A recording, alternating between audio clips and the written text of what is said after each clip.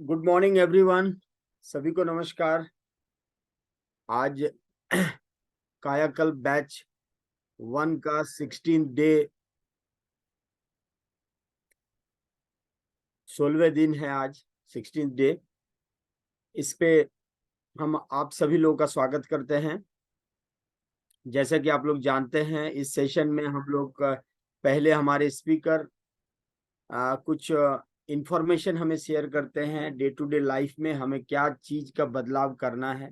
उसके बाद हमारे डाइटिशियन हमें ये बताते हैं कि फूड हैबिट्स को कैसे चेंजेस करना है अपने डे टू डे लाइफ में। जो भी हम खाना खा रहे हैं उसको हम लोग कैसे और वेल मैनेज कर सकते हैं, सो दैट हम लोग का हेल्थ जो है और बेटर हो सके।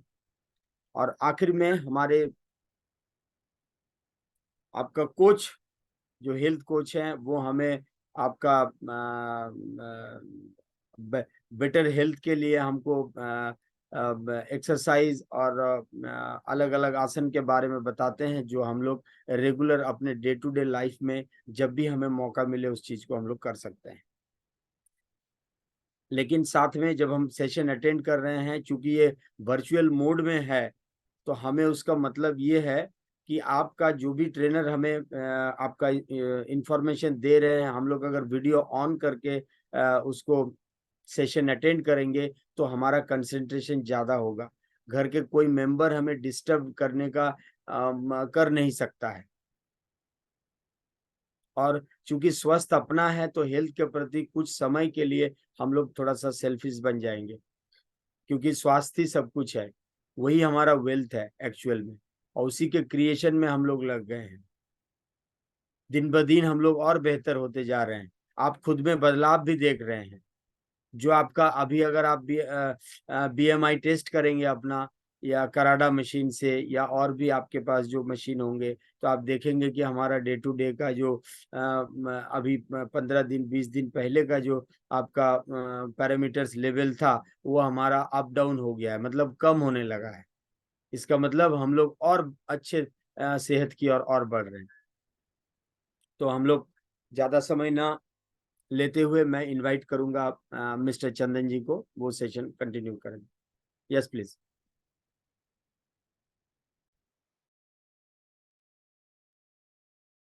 Good morning everyone. कैसे हैं आप लोग?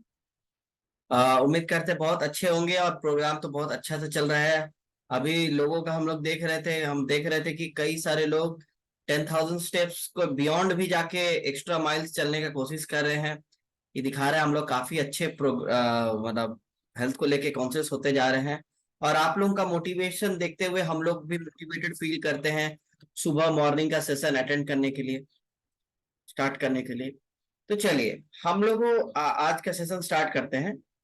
हम लोग बात किए हुए हैं इतना दिन से कार्बोहाइड्रेट की बातें कर रहे हैं, राइट।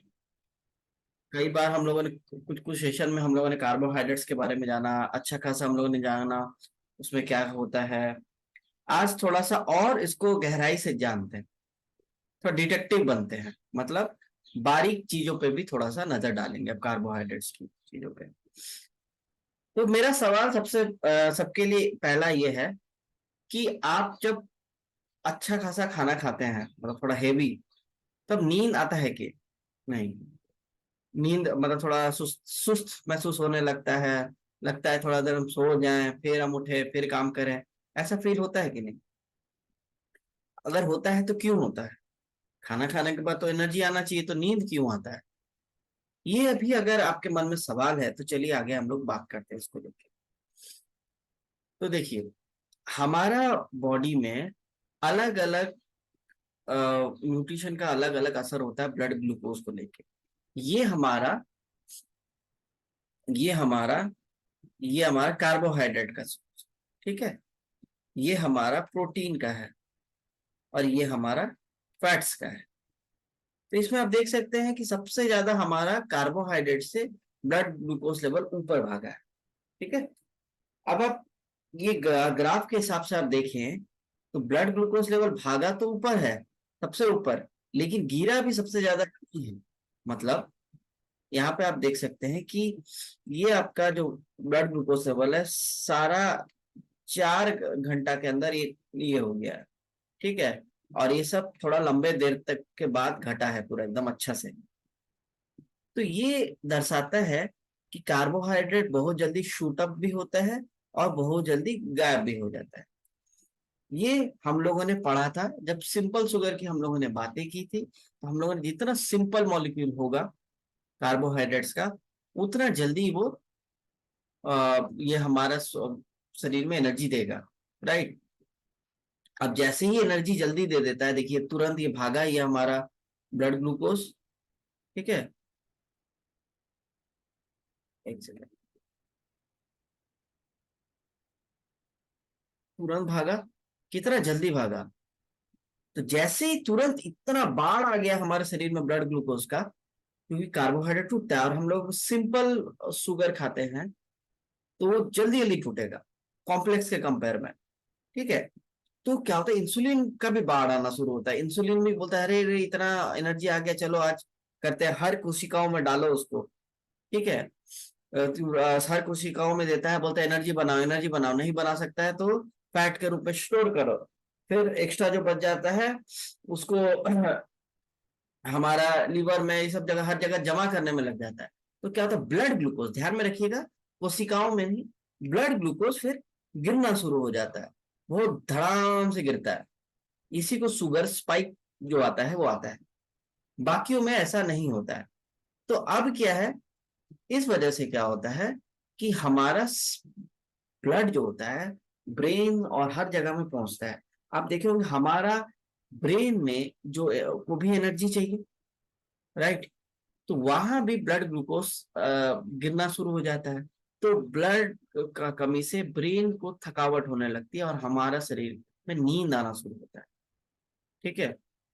ये तुरंत, अगर अच्छा धीरे धीरे होता तो बॉडी को इतना प्रॉब्लम नहीं होता, लेकिन अचानक उठा अचानक गिरा, इस वजह से ब्रेन को थोड़ा सा तकलीफ होता है, उसको एनर्जी नहीं मिलता है। एनर्जी लेने से पहले ही वो इंसुलिन उसको इधर उधर छितरा देता है, बोलता है कि इतना ग्लूकोज आ गया बोल के। ज्यादा इंसुलिन ज्यादा लो आ जाते हैं, कर्मचारी इसको काम कर पे लग जाते हैं, राइट।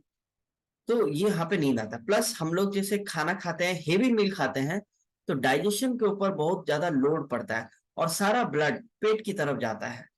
तो खून में ब्रेन की तरफ से भी कमी आना शुरू होता है, तो उसमें भी दिक्कत होता है। एक तो ब्लड ग्लूकोज कम है, उसमें से ब्लड भी कम जा रहा है, तो नींद आना शुरू होता है। तो क्योंकि ब्रेन को लगता है कि नहीं, हम अभी अभी बॉडी को थोड़ा रेस्ट करा देंगे तो मेरा ऊपर लोड कम पड़ेगा, क्योंकि हम मेरे को इतना ऑक्सीजन नहीं मिल रहा है, इतना एनर्जी ब्लड ग्लूकोज नहीं मिल रहा है, तो मेरा ऊपर बर्डन कम होगा, ठीक है। ये हो गया हमारा ये ग्लूकोज का। लेकिन बाकी प्रोटीन का भी देख रहे हैं, फैट्स का भी देख रहे हैं, ये सब थोड़ा टाइम लगाता है। तो दिमाग में एक सवाल आएगा, एक सेकंड, कि तो प्रोटीन से और फैट से अगर मिल रहा है तो क्या हमें कार्बोहाइड्रेट्स, जिसका शॉर्ट फॉर्म कार्ब्स है, अवॉइड कर देना चाहिए, एकदम पूरी तरह से छोड़ देना चाहिए कि ताकि अब हमको कार्बोहाइड्रेट ले ही नहीं? देखिए ये भी, ये हमारा फिर से कार्बोहाइड्रेट्स का फिर से हम याद दिला दे रहे हैं। कार्बोहाइड्रेट्स के बारे में हम लोगों ने पढ़ा कि एक होता है सिंपल, मतलब आप मोतियों की माला इमेजिन करें, एक माला में एक मोती सिंपल हो गया, दो मोती भी सिंपल हो गया, लेकिन अगर माला पूरा ले लेंगे तो कॉम्प्लेक्स कार्बोहाइड्रेट हो जाएगा, ठीक है। तो इसमें आपका चीनी आ जाता है। फॉर एग्जाम्पल आपका अगर एकदम सिंपल है, मोनोसैकेराइड टाइप का है, मोनोसैकेराइड मतलब एक मोती के माला, जिसमें आपका ग्लूकोज हो गया, ग्लूकोन डी हम लोग खाते हैं ना, फ्रुक्टोज हो गया फल में पाया जाने वाला, फिर गैलेक्टोज हो गया। फिर आप अगर उसका दो मोती का माला लेते हैं तब ये सुक्रोज हो गया, ठीक है, जो हमारे घर में जो चीनी मिलता है। फिर लैक्टोज हो गया, ये दूध में पाया जाता है। सुक्रोज कैसे बनता है, एक ग्लूकोज का मोती और फ्रुक्टोज का मोती से मिलकर सुक्रोज बना, लैक्टोज ग्लूकोज का एक मोती और गैलेक्टोज का एक मोती से मिलकर बना, ऐसे करके चीजें से बना है। तो ये सब अगर ज्यादा रहेगा तो बॉडी को तोड़ने में बहुत कम मेहनत लगेगा। फिर उसके बाद कॉम्प्लेक्स में अगर जाते हैं कॉम्प्लेक्स कार्बोहाइड्रेट्स में आप देखेंगे कि आप ये देखेंगे कि इसमें भी बहुत सारे होते हैं, स्टार्चेस आते हैं, डाइटरी फाइबर्स आते हैं। तो ये सिर्फ मोती लंबा माला नहीं, टेढ़ा मेढ़ा दायां बायां बड़ा कॉम्प्लिकेटेड स्ट्रक्चर भी रहता है इसका। तो स्टार्चेस का फायदा ये सब धीरे धीरे आपका टूटता है, एनर्जी धीरे धीरे देता है, तोड़ने में मेहनत लगता है शरीर को, तो तुरंत ब्लड स्पाइक नहीं होता है, ठीक है। और फाइबर ये तो शरीर तोड़ ही नहीं सकता है, लेकिन इसका सिग्निफिकेंस हम लोगों ने गट रिसेट फेज में सारा जाना है, कितना अच्छा से काम करता है। तो इसमें भी इनसॉल्युबल फाइबर है, सॉल्युबल फाइबर है, ठीक है। तो ये सब इसका है बेनिफिट। लेकिन तो हम लोग को दिमाग में आना चाहिए, तो इसका मतलब क्या कार्बोहाइड्रेट्स बुरा है, एनर्जी सोर्स में इतना स्पाइक आ जा रहा है तो हम नहीं खाए? नहीं, ऐसा नहीं है। देखिए, कार्बोहाइड्रेट्स और प्रोटीन दोनों ही 4 कैलोरीज प्रति ग्राम देता है, फैट 9 कैलोरीज प्रति ग्राम देता है, मतलब दुगना से भी ज्यादा। लेकिन प्रोटीन को तोड़ने में शरीर को बहुत मेहनत लगता है, उसका थर्मिक इफेक्ट बहुत ज्यादा है। हम लोगों ने जब नीट और ईट के बारे में थोड़ा सा जाना था प्रीवियस सेशन में, तो हम लोगों ने जाना था उसमें thermic effect of food protein का ज्यादा है, मतलब शरीर को उसको तोड़ने में भी बहुत ज्यादा मेहनत लगता है। लेकिन कार्बोहाइड्रेट में उतना मेहनत नहीं लगता है। इसका एक फायदा क्या है, शरीर को तुरंत एनर्जी देने वाला चीज है। तो इससे क्या होता है, जो जो चीज रुक नहीं सकता है, जैसे फॉर एग्जांपल ब्रेन, हमारा नर्वस सिस्टम, हमारा आरबीसीज होता है, और बहुत सारी चीजें होते हैं जिसको तुरंत एनर्जी चाहिए, वो अगर फैट्स और प्रोटीन के भरोसे रहेंगे तो उसको थोड़ा तकलीफ होता है। इसलिए वो सब में कार्बोहाइड्रेट्स की आवश्यकता होती है। इसलिए कार्बोहाइड्रेट अवॉइड नहीं करना है, ध्यान रखिए, अवॉइड करने नहीं बोला जा रहा है, सिर्फ उसको आप कन्वर्ट कीजिए थोड़ा कॉम्प्लेक्स कार्बोहाइड्रेट्स में, कॉम्प्लेक्स, सिंपल नहीं, ठीक है। फिर उसका तो हमारा शरीर के लिए बेटर होगा। हमेशा याद रखिए, कोई चीज अवॉइड करने नहीं बोला जाता, हमेशा बैलेंस, पोर्शन कंट्रोल, इस पे ही बातें की जाती है।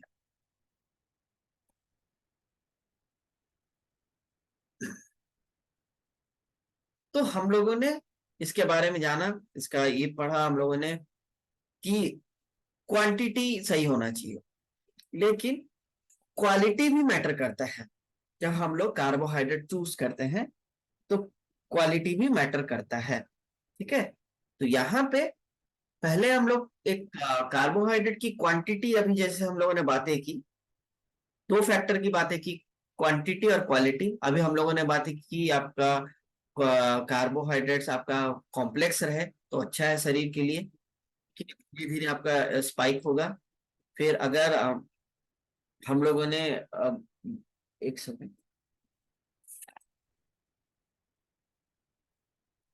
हाँ, अब हम लोग बात करते हैं कार्बोहाइड्रेट्स के बारे में। एक AMDR होता है। AMDR मतलब acceptable macronutrients distribution range, AMDR, ठीक है। तो इसका मतलब हमारे शरीर में मैक्रोन्यूट्रिएंट्स क्या होता है, वही 3, प्रोटीन, फैट और कार्बोहाइड्रेट्स, अभी हम लोगों ने बातें की, ठीक है। तो इसका बॉडी के लिए रेंज क्या है, ये सजेस्ट करता है। जैसे कार्बोहाइड्रेट 45 से 65% के लिए हो, फैट्स अगर है तो 20 से 35%, प्रोटीन हो तो 10 से 35%। लेकिन हम लोग यहाँ पे कार्बोहाइड्रेट्स की बातें कर रहे हैं, तो यहाँ पे 45 से 65% बोला जाता है। तो ये US इंस्टीट्यूट ऑफ मेडिसिन का रिकमेंडेशन है। तो इसका मतलब क्या है और ये रेंज क्यों है, क्योंकि हर व्यक्ति का अलग अलग रिक्वायरमेंट है। अगर कोई व्यक्ति खेतों में काम कर रहा है उसको रिक्वायरमेंट ज्यादा है, ना कि उस व्यक्ति का जो लैपटॉप पर बैठ के घर में या ऑफिस में बैठ के काम कर रहा है। फिर कोई किसका वेट रिडक्शन है तो उसको कम रिक्वायरमेंट रहेगा, ठीक है, वेट गेन होगा उसको ज्यादा रिक्वायरमेंट होगा। तो ये वेरी करती है, बस इसी रेंज में ही आनी चाहिए, ये चीज हमारा एक्सेप्टेबल है। अब हम लोगों ने क्वालिटी जाना, क्वांटिटी जाना, अब हम लोग बढ़ते हैं इसका क्वालिटी की तरफ। ये 2 नया टर्म अभी आप लोगों को सुनने को मिलेगा, एक है ग्लाइसेमिक इंडेक्स और ग्लाइसेमिक लोड। ये क्वालिटी डिफाइन करती है, ठीक है।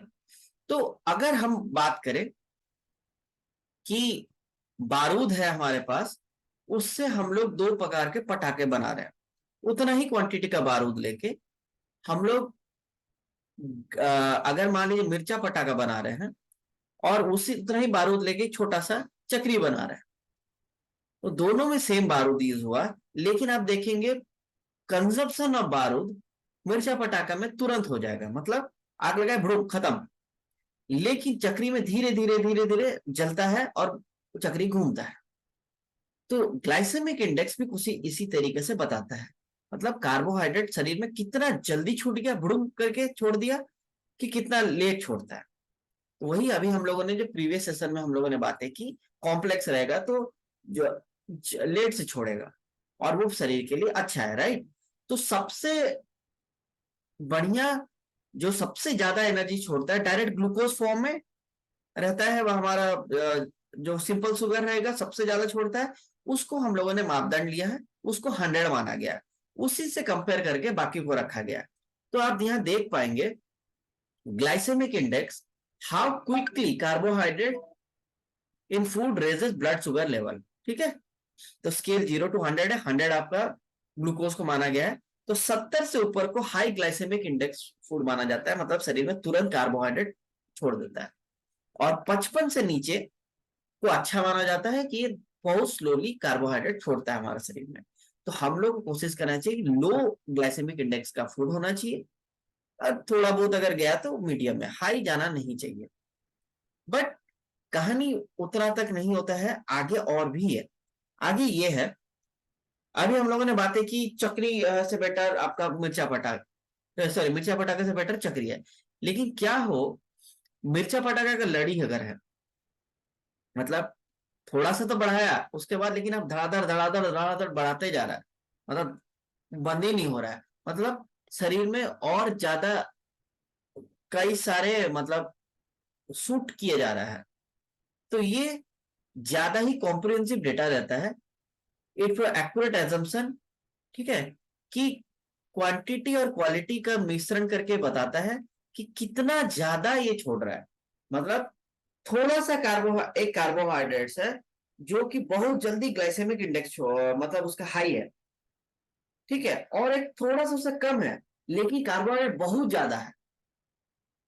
इसमें मान लीजिए 1 यूनिट है, इसमें 10 यूनिट है, लेकिन इसका ग्लाइसेमिक इंडेक्स कम है, लेकिन ज्यादा होने के कारण से आपको शरीर में शुगर स्पाइक भले ही कम होगा, लेकिन बहुत ज्यादा देर तक के लिए होगा तो लंबा असर करेगा, तो ये हमें बहुत ज्यादा कैलोरीज दे देगा, ठीक है।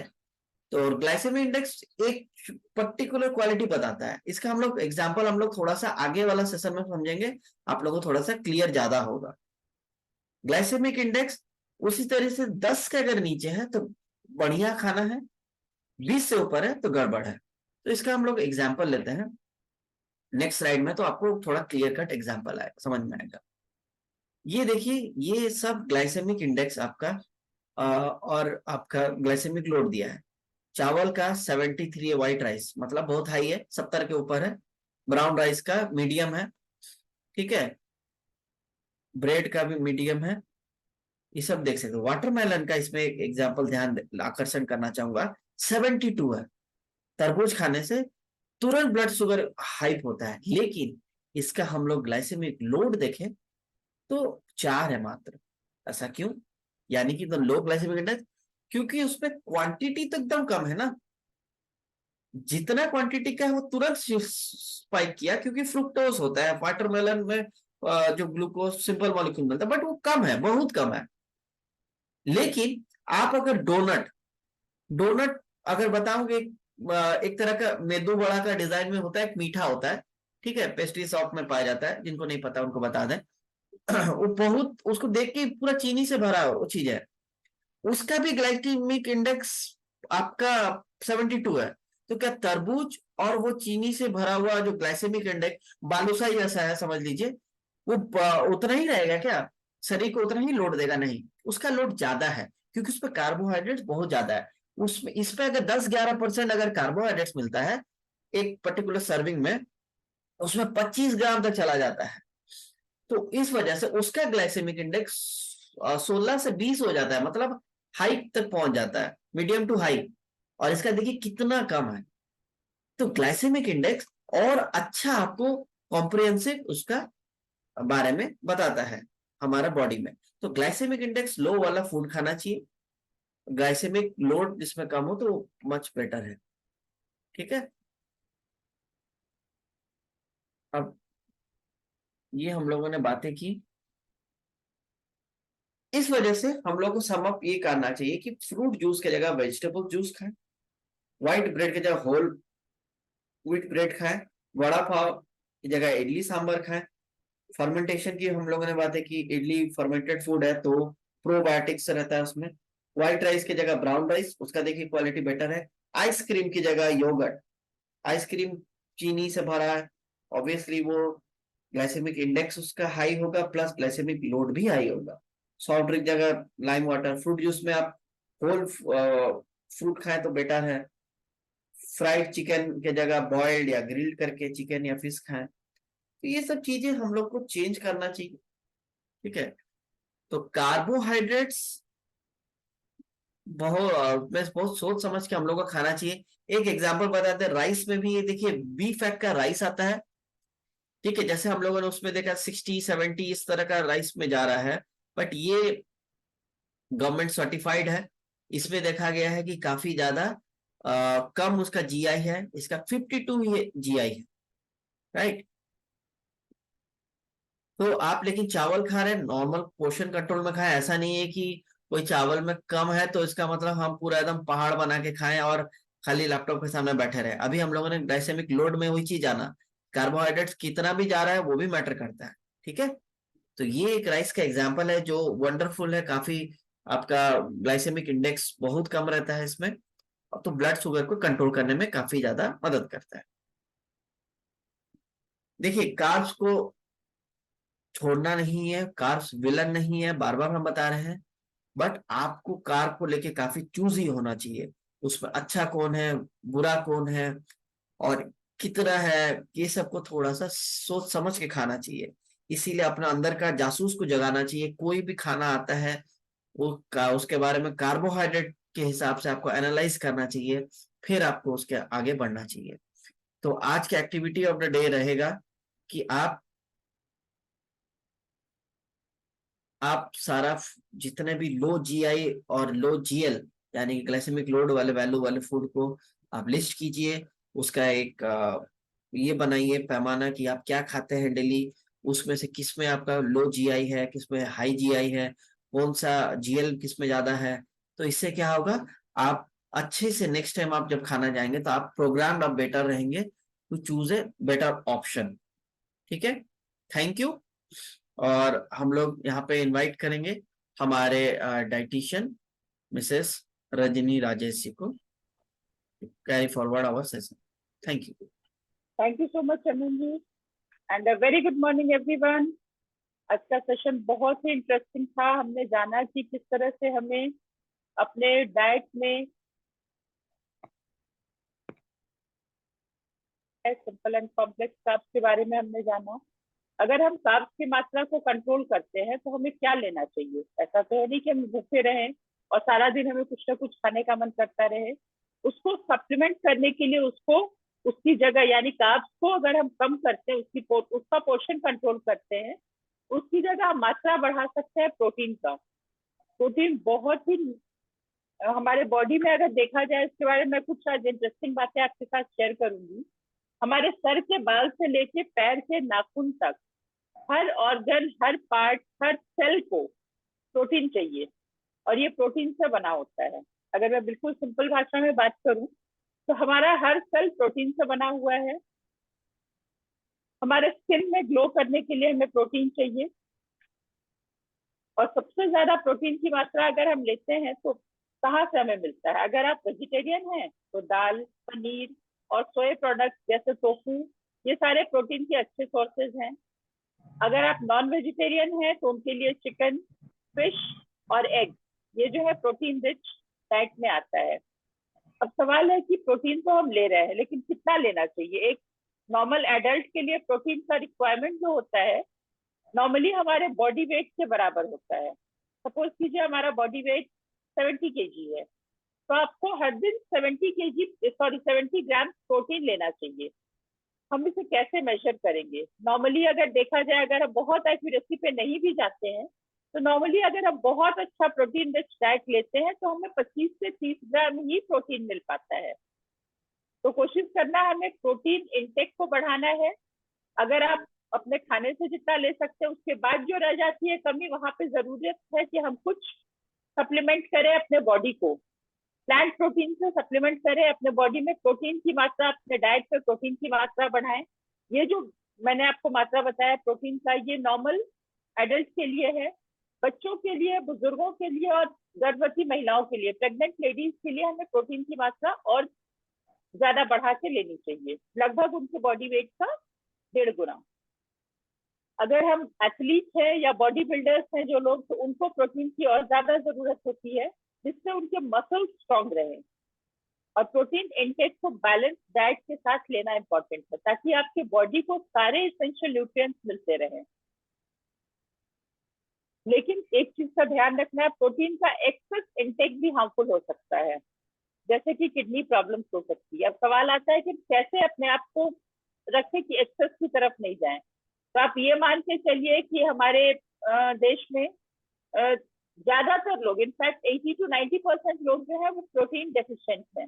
हमारे खाने में प्रोटीन की मात्रा बहुत कम होती है, तो हमें उसके लिए चिंता करने की जरूरत नहीं है। हम आराम से प्रोटीन ले सकते हैं। अपने डाइट को थोड़ा सा हम ऑब्जर्व कर सकते हैं कि हमने आज कितना प्रोटीन दिया। प्रोटीन खाना वेट मैनेजमेंट में तो बहुत इंपॉर्टेंट होता ही है। जब हम प्रोटीन रिच खाना खाते हैं तो ये आपको फुलनेस फील कराता है, यानी आपका पेट भरा भरा सा महसूस होता है और आपको हर वक्त कुछ ना कुछ खाते रहने की इच्छा नहीं होती है। कई बार कहते हैं ना, अरे मन तो है लेकिन नहीं, छोड़ो, नहीं खाएंगे, पेट भरा हुआ है।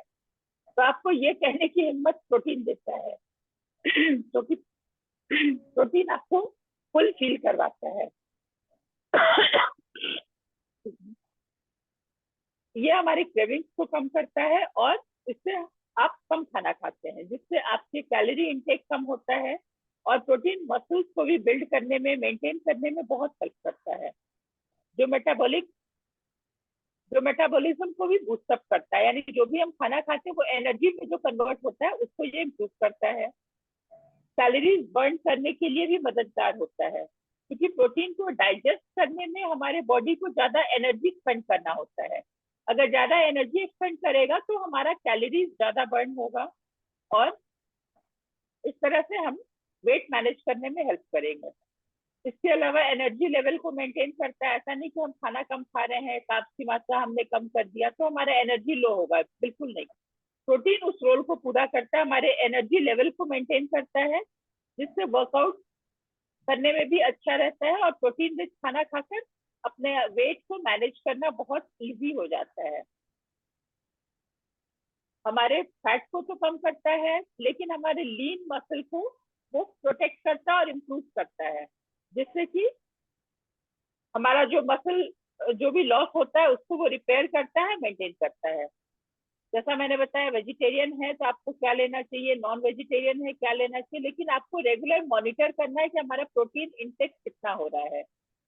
एक प्रोटीन रिच ड्रिंक की मैं बात करूं तो सत्तू ड्रिंक के बारे में मैंने आपको बताया था। वो बहुत ही न्यूट्रिशियस प्रोटीनेशियस ड्रिंक है, जिसको आप ले सकते हैं और ये पूरे साल आप कभी भी ले सकते हैं। यानी साल भर आप इसको एक बार एटलीस्ट जरूर लीजिए। जब भी टायर्डनेस फील हो, कुछ खाने की इच्छा हो, तो फ्रिज खोलकर कुछ मीठा खाने की जगह हम अगर एक सत्तू ड्रिंक ले सकते हैं तो वो हमें ज्यादा हेल्दी ड्रिंक होगा, ज्यादा हेल्दी और फुलनेस से भरकर रखेगा, हमें एनर्जी देता है एक्सरसाइज के लिए। तो आइए आज का एनर्जी लेने के लिए एक्सरसाइज की ओर बढ़ते हैं, और मैं इनवाइट करना चाहूंगी हमारे health trainer Mrs Anju Mehta को, जो हमें एक्सरसाइज के बारे में बताएंगे। Thank you. Good morning everyone. चलिए आज हम लोग एक्सरसाइज करते हैं।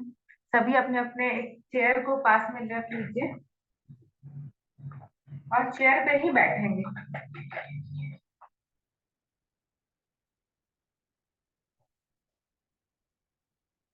चेयर पे बैठ के सबसे पहले हाथ को लॉक करना है, दोनों हाथ को सिर के ऊपर, हाथ फिर ऊपर जाएगा और साइड में स्ट्रेच करेंगे, साइड एक साइड फिर दूसरी साइड।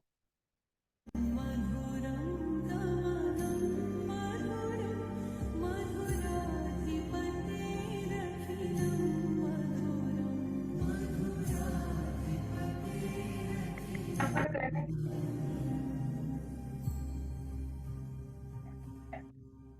फिर हाथ को कंधे पे लेके आएंगे, कंधे पे गोल गोल घुमाएंगे।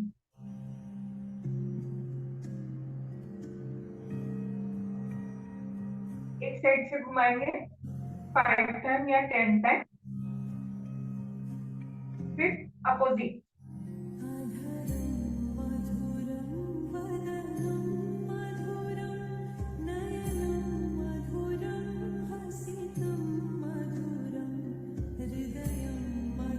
फेस को धीरे से साइड करेंगे, छोड़ते हुए सामने, फिर श्वास भरेंगे, फिर एक साइड।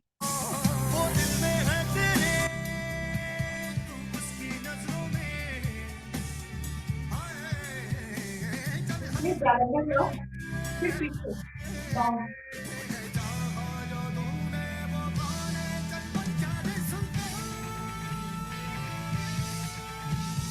सर्वाइकल प्रॉब्लम में बहुत कोई को देखे होंगे, और शोल्डर के बीच में यहाँ पे सूजन आ जाता है थोड़ा सा,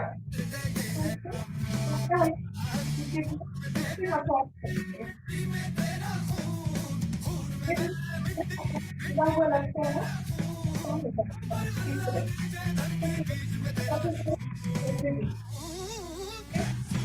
एक हाथ यहाँ पे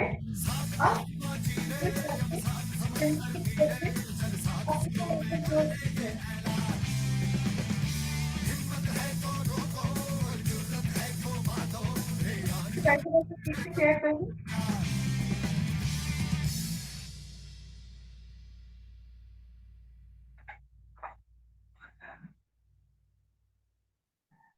ये हमेशा करते रहने से भी, जो लोग ज्यादा कुर्सी पे बैठ के काम करते हैं ना, ऑफिशियल वर्क जिनका ज्यादा रहता है, उनको काफी इससे राहत मिलेगा। फिर सिंपल पैर को ऊपर नीचे इस तरह से करेंगे।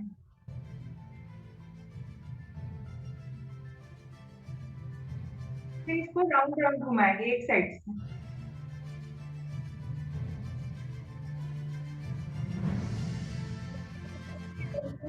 फिर इसका अपोजिट,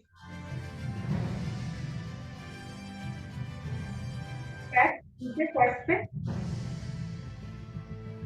सिर्फ एड़ी को उठा के ऊपर पुश करना है, इससे ब्लड का फ्लो ऊपर तक, सिर तक हमारा आता है।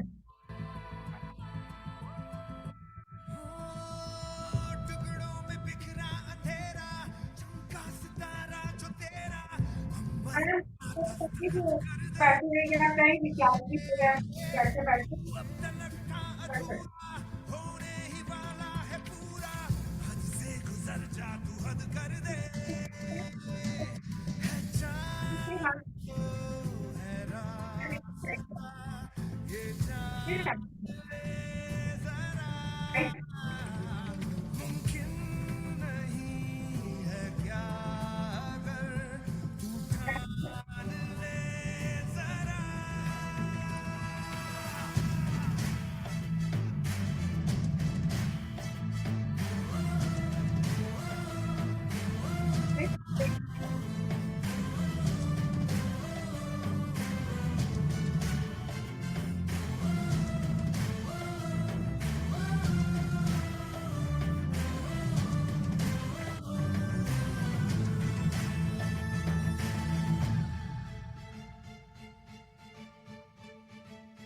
कंधे पे हाथ इस तरह रखिए या अपने सिर पे, कान के ऊपर, जस्ट इस तरह से कंधे पे हाथ रख के भी हो जाएगा। किडनी को टच करो, क्रॉस करके।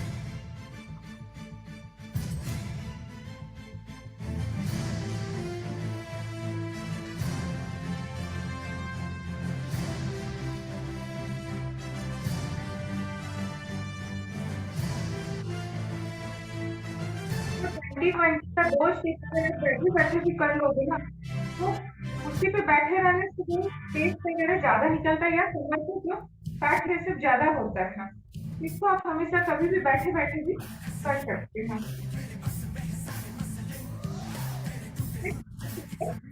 सीधा हाथ ऊपर और पैर के अंगूठे को छूना है। क्रॉस करते हुए।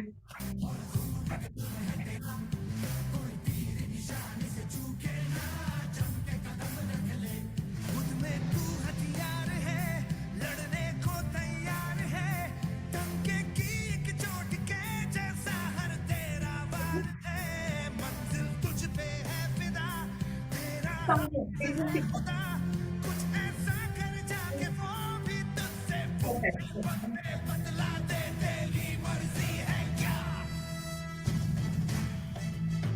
फैट होता है, वो भी बर्न होगा और थाई थोड़ा पतला होगा।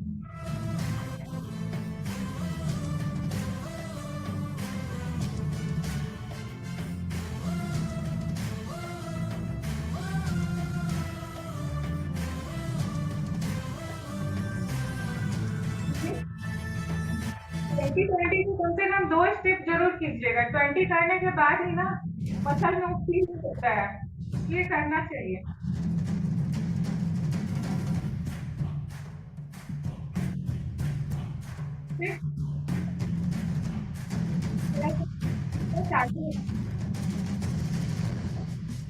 दोनों हाथों को पेट के ऊपर ले जाके ऊपर लंबा, शरीर को जितना लंबा हो सके खींचना है। पैर के लिए एक साथ खींचेगा।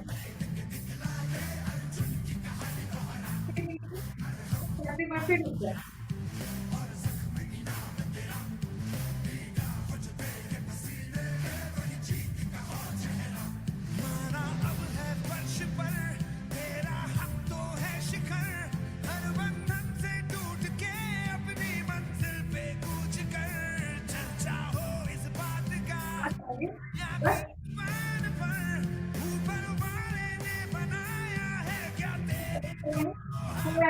उठाने का कोशिश करिए, जितना उठ सके पैर के अंगूठे को इस तरह से पकड़िए, एक हाथ ऊपर ही रहेगा और पैर थोड़ा सा ऊपर उठा रहेगा। थोड़ा सा दूसरे हाथ से, एक हाथ ऊपर ही।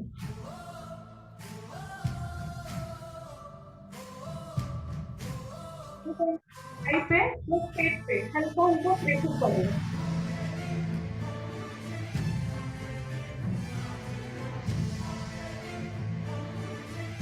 पैर से खींचना है।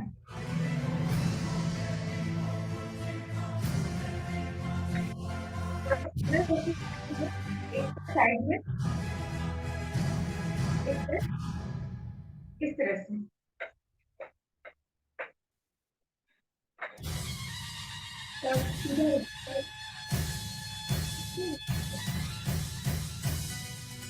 हटाना है। सामने ये नीचे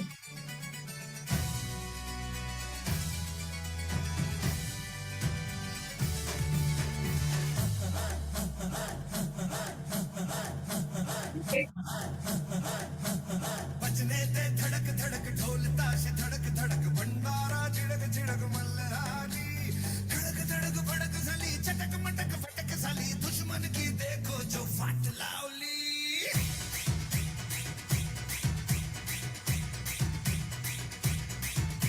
अरे बजने ते धड़क धड़क ढोल ताश धड़क धड़क भंडारा झिड़क झिड़क मल्हारी धड़क धड़क भड़क साली चटक मटक फटक साली दुश्मन की देखो जो फाट लावली।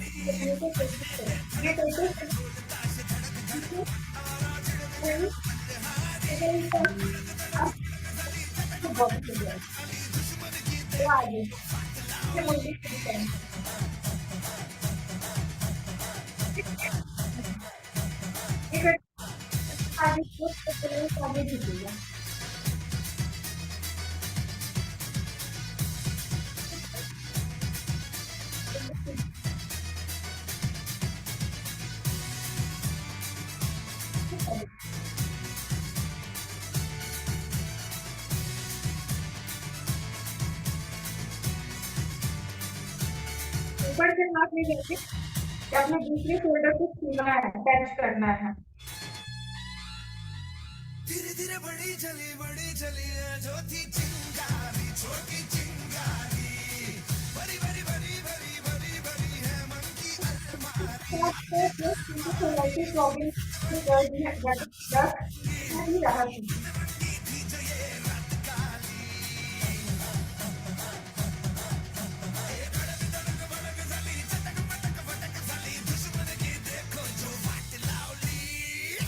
सब लोग आराम से नीचे बैठ जाते हैं। जो लोग नीचे नहीं बैठ पाते हैं ना, वो चेयर पे ही बैठे हुए हैं और वहां पे भी आराम से कर सकते हैं।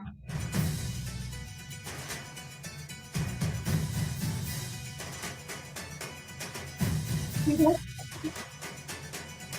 और अपने अंदर श्वास को छोड़ेंगे और धीरे धीरे उसको छोड़ेंगे। मुंह से करके इस तरह आवाज पाउट बना के।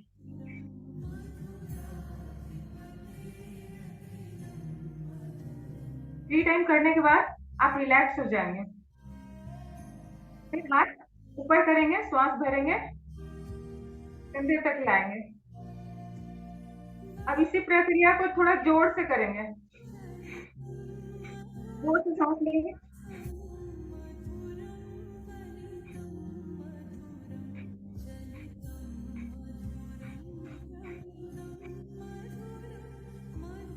फिर थोड़ा सा रुकेंगे, श्वास भरेंगे,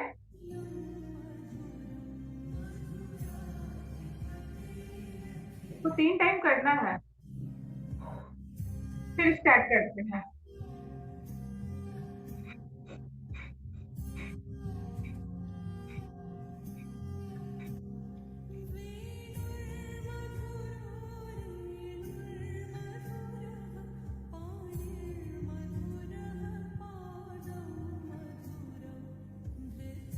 फिर वही प्रक्रिया फिर से।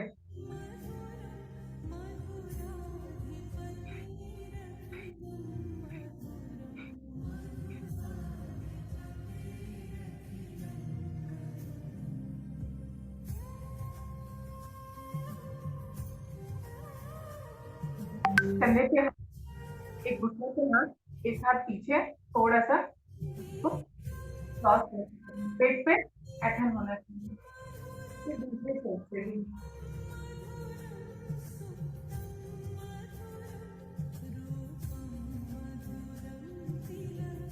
कान में अंगूठे से और दोनों ये दो उंगलियों से आंख पे, और इससे गर्दन से आवाज निकालेंगे, भ्रामरी। इससे आंखों की रोशनी भी बढ़ती है और प्लस हमारा जो सुनने की क्षमता होगा वो भी बढ़ेगा।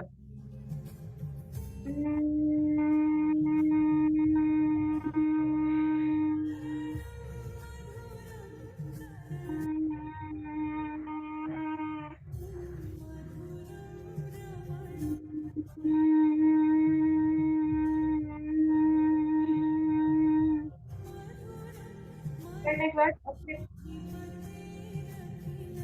अपने कानों को, कान का ऊपरी साइड, इसको दोनों हाथों से ऊपर की ओर खींचना है।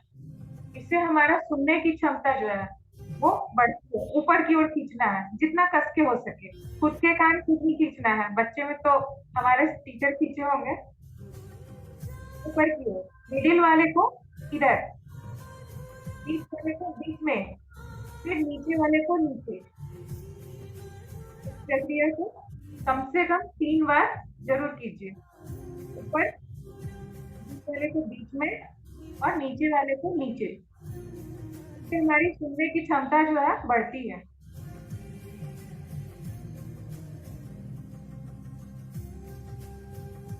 फिर अ, आ, ई, ऊ, ये 3 चीज का प्रोनाउंसिएशन करना है।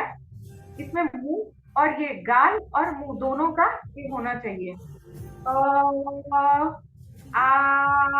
आ में मुंह पूरा बड़ा खुलेगा। ये जितना आप खोल सकते हैं, जितना बड़ा मुंह आ करके।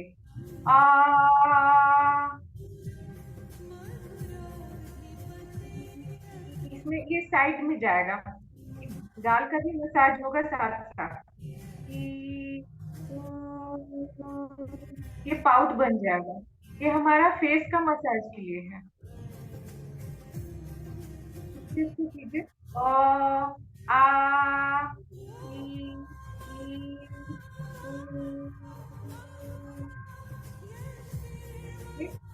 को यहाँ लॉक, जालंधर लॉक। धीरे धीरे इसको पीछे ले जाएंगे, जितना पीछे जा सकते। गर्दन से खिंचाव होना चाहिए। 4 से समय अगर थोड़ा ज्यादा प्रेशर पड़ता है तो आप इसको धीरे धीरे सहला भी लीजिए। जिन लोगों को थायराइड की प्रॉब्लम रहती है ना, उनको ज्यादा प्रेशर लगता है।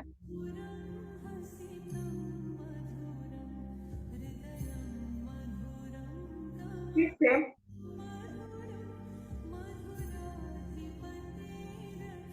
साइड,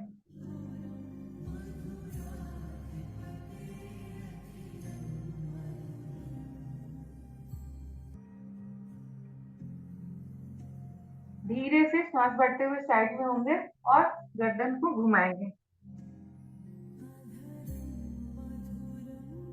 3 बार एक साइड से, फिर 3 बार उसको अपोजिट।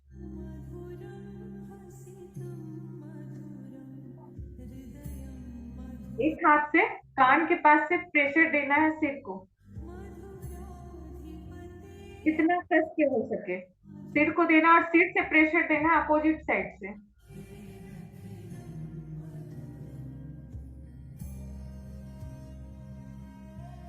फिर से हाथ लॉक करके आगे से फोरहेड के पास, फिर पीछे से,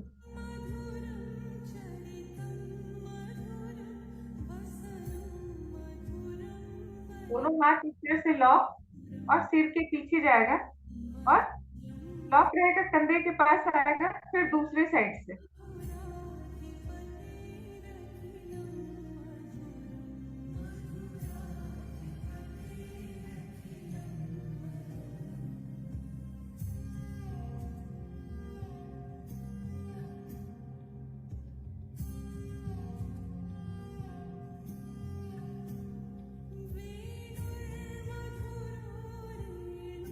हाथों को कस के मुट्ठी बंद करना है, जितना कस के हो सके। ये सारी नसें तननी चाहिए। ठीक है,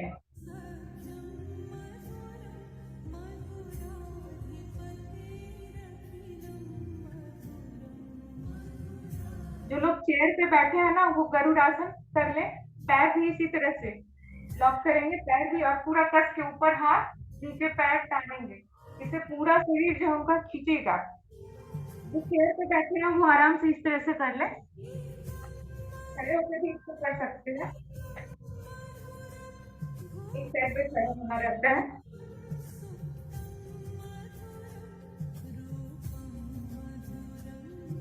एक लेग चेंज करके,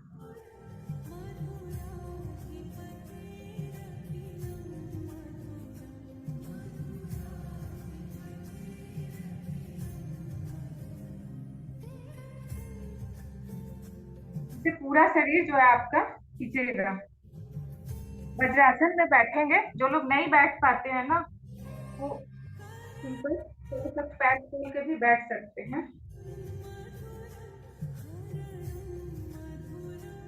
जैसे वज्रासन में बैठ के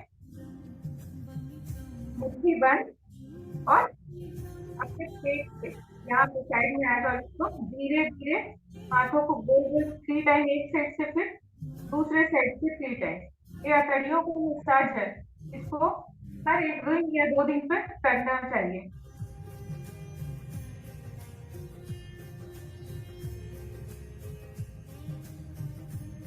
शुरू में लगेगा कि इसमें जगह ही नहीं है, पर करते करते आपका जगह बन जाएगा।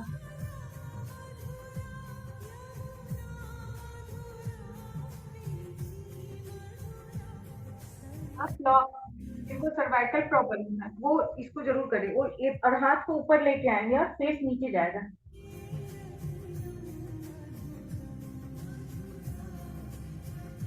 इसको 2 से 3 टाइम करें। ये कंधे का दर्द और जो यहाँ सूजन हो जाता है ना, वो भी धीरे धीरे कम हो जाएगा।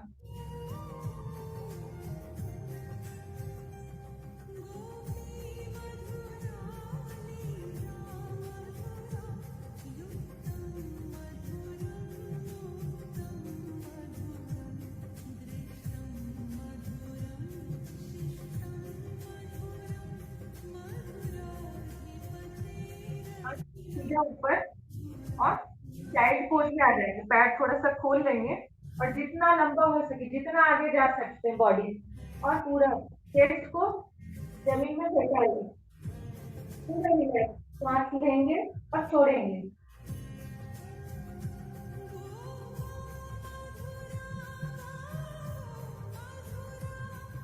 आपकी फुल है एक्टिविटी आएगी।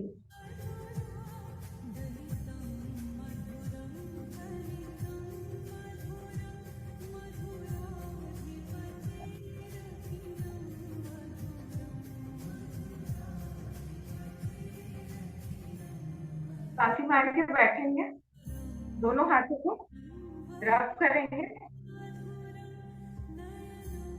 और आंखों को फिक्स करना है।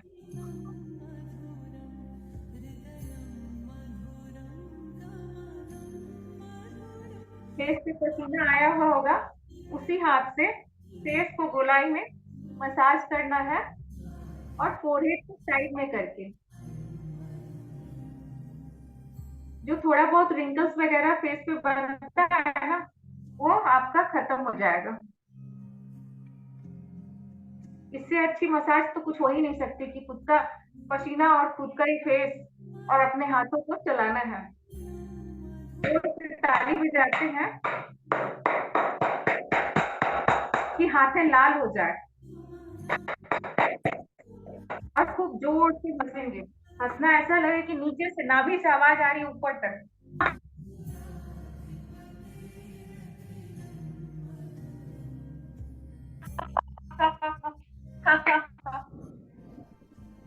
Thank you Asiya. Back to the host. Thank you ma'am.